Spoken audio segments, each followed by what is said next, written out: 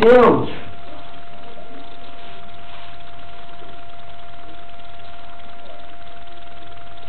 Faz parte da peça maravilhosa.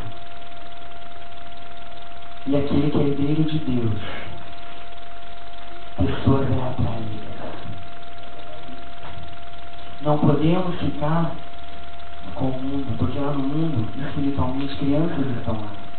O inimigo está fazendo e acontecendo.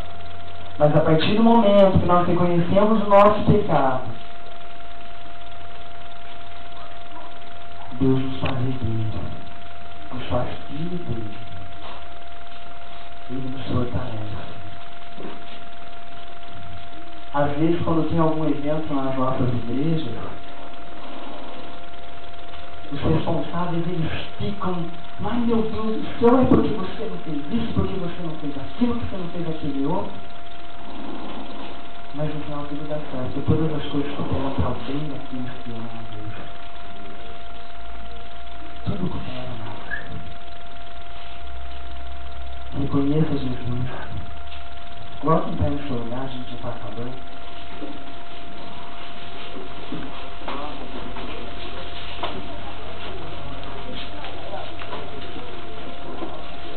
Eu não sei o que vai acontecer quando você chegar na sua casa.